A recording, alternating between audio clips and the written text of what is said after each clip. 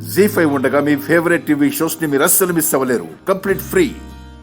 వాళ్ళమ్మకి నిజం తెలిసి గుండె ఆగిపోవడం కన్నా ఇలా ప్రేమని త్యాగం చేయటమే కరెక్ట్ అనుకుంది. ఇంకేంటి బాధ?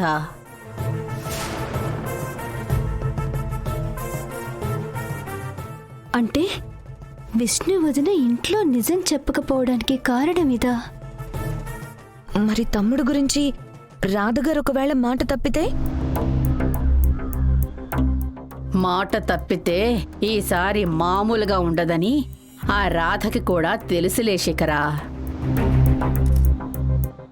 ఇన్ని గొడవల తర్వాత మళ్ళీ అతగాడి చెల్లెలు కాపురానికి అత్తారింటికి వచ్చింది.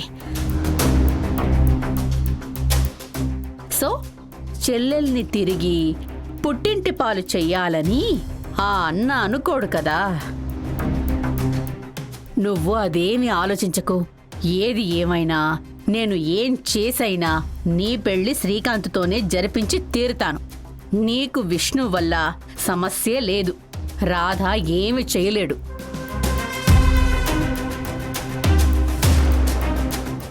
అంటే విష్ణు వదిన ఇంట్లో నిజం చెప్పకపోవడం మూలంగా అన్నయ్య కూడా ఏం చేయలేకపోతున్నాడు.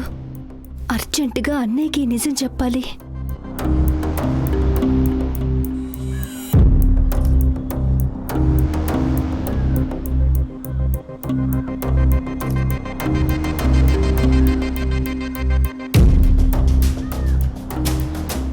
ఏంటి హిమా, ఫోన్ చేసి అర్జెంటుగా రమ్మన్నావు? ఒక్క నిమిషం, ఈ వీడియో చూడు. ఏది ఏమైనా నేను ఏం చేసైనా నీ పెళ్లి శ్రీకాంత్తోనే జరిపించి తీరుతాను.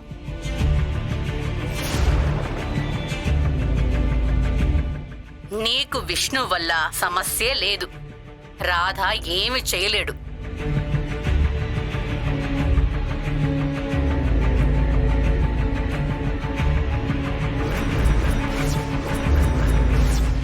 ఇది నీకు తెలియాలనే అర్జెంటుగా రమ్మన్నాను కృష్ణ. మంచి పని చేసావు హిమా. సరే, ఇప్పుడు ఏం చేద్దాం?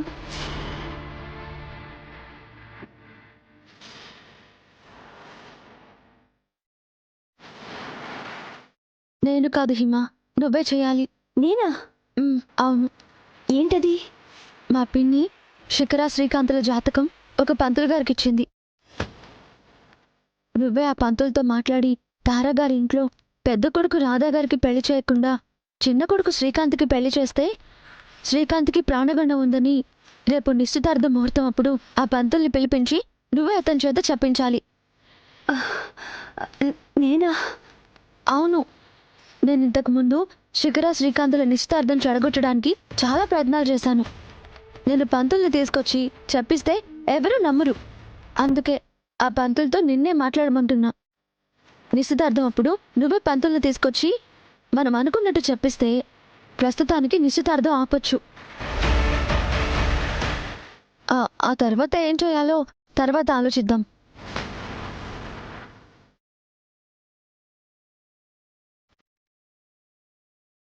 జీ5 యాప్ డౌన్లోడ్ చేసి అన్ని ఎపిసోడ్స్ పూర్తి ఉచితంగా చూడండి.